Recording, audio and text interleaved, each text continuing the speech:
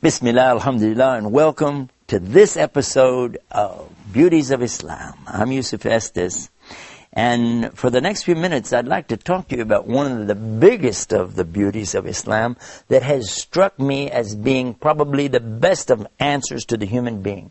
When people come to this point or conjunction in their life, and they say, why are we here? How did we get here? What's it all about? And what is the purpose of my life?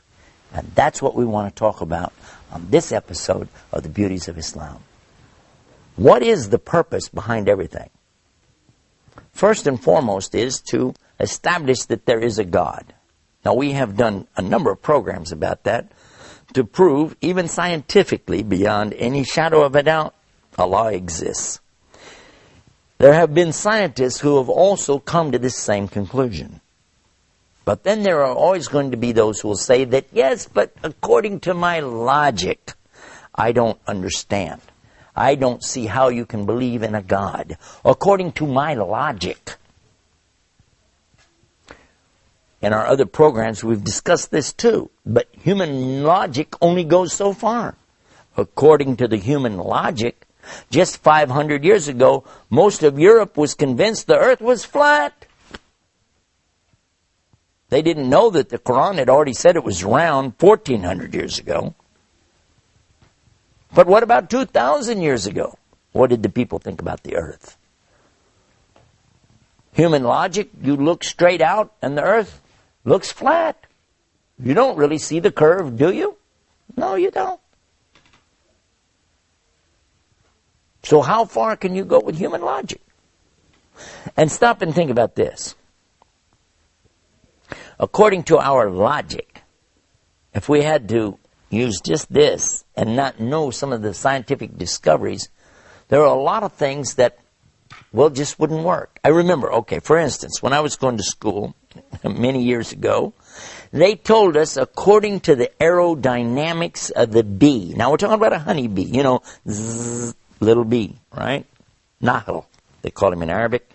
And this little guy, he's kind of fat, kind of big, and he has tiny wings on him.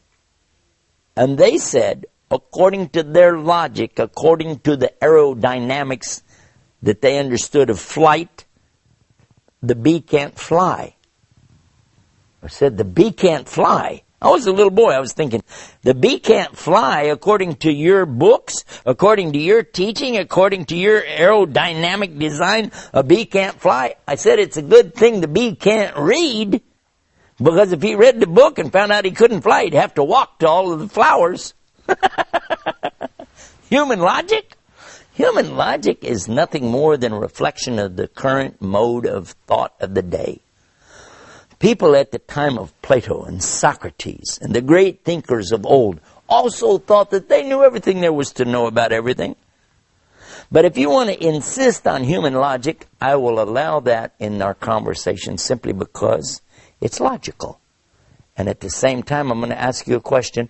Who is it, in fact, in the very beginning that came out with this concept of logic anyway?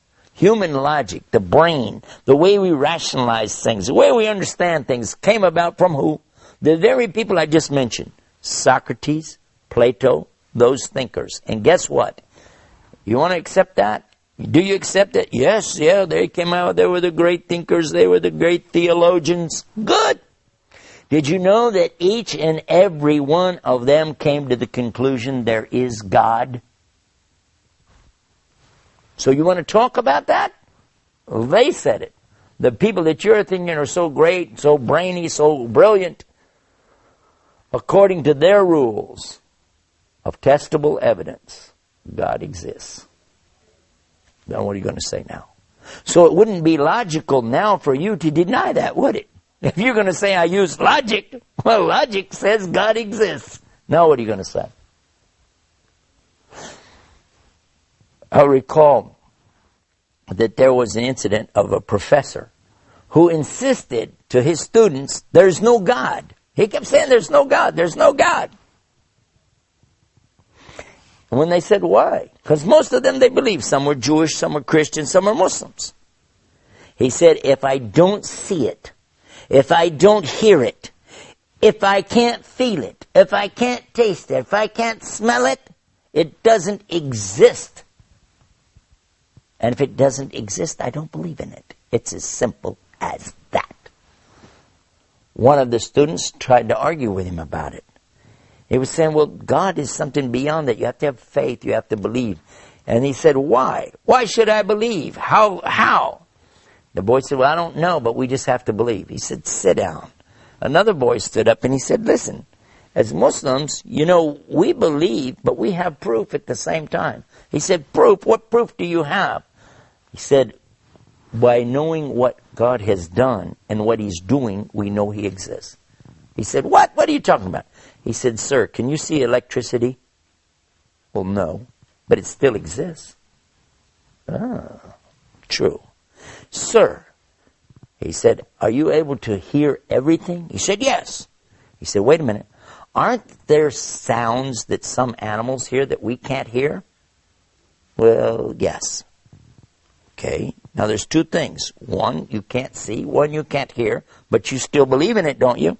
Well, yeah, but I have evidence. I have scientific evidence. Okay. Now I ask you another thing. Sir, is there such a thing as heat?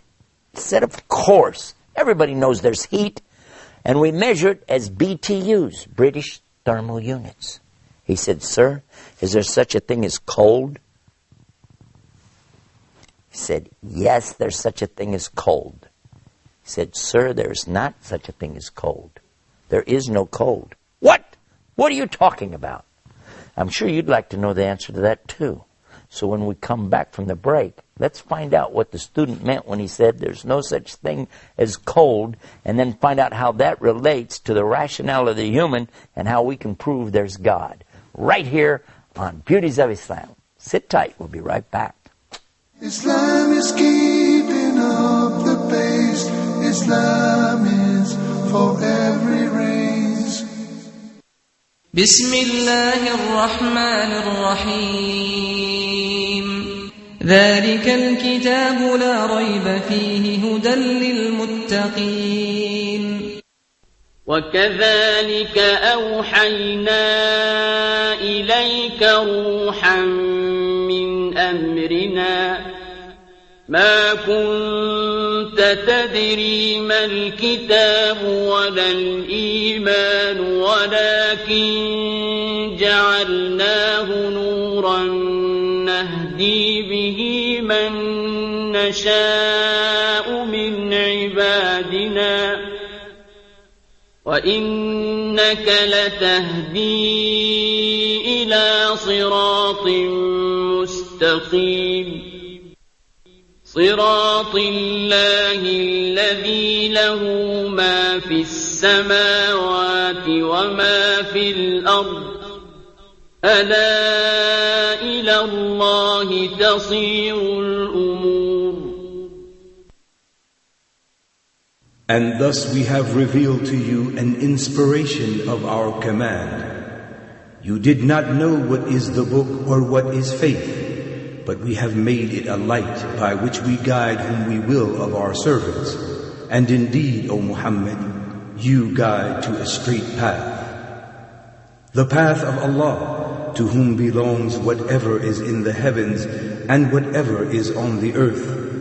Unquestionably, to Allah all matters do return.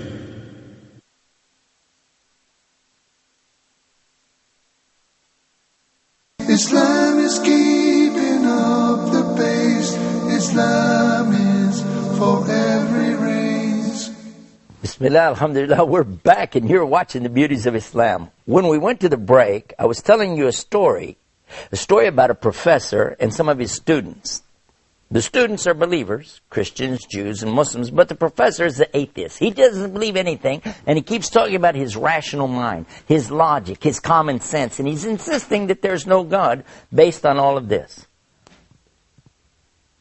In the discussion, though, one of the Muslim students actually asked him to reconsider some of the things he's saying. Because the professor says, if I don't hear it, I don't see it, I don't smell it, I don't taste it, I don't feel it, I don't imagine it doesn't exist. The student asked him, though, what about electricity? Do you see electricity? No. I said, but it exists. Well, yeah, you can see the effects of it. True. And what about sounds that animals hear that we don't hear? They're still there even though you don't hear them. Well, yeah. But then he asked him a question about heat. He said, yes, heat exists. We can feel heat. And he said, what about cold? He said, of course there's cold. He said, hold on. Actually, there's no such thing as cold. What? And that's when the professor started to get really crazy. He said, are you nuts? Of course there's cold. Don't you know what it is to be cold? You go outside and it's cold outside and you... He said, sir, that's a concept that we have of our feelings, of our skin temperature. But in fact, there's no such thing as cold. There is only the existence of heat. Because there's an absolute for cold, 452 degrees Kelvin. And below that, there isn't anything colder. That's absolute. From that, we add to it and go up degree by degree by degree until you get as hot as you want to go. And you can have heat, mega heat, and it can go on and on. But there's no such thing as cold. Heat or the absence of heat. Professor doesn't say a word.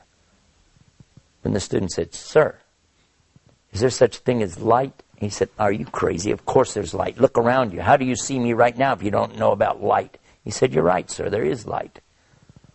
Is there such a thing as darkness? He said, where are you going with this? Why are you wasting my time? Of course there's darkness. He said, no, there's not. What? If you turn off all the lights and the sun's not up, you're going to be in the dark, yes or no?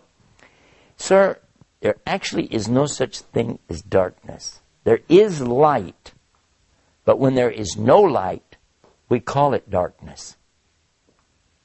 What? Sir, listen. You can bring light in all forms. You can have candlelight, light from a match, flashlight.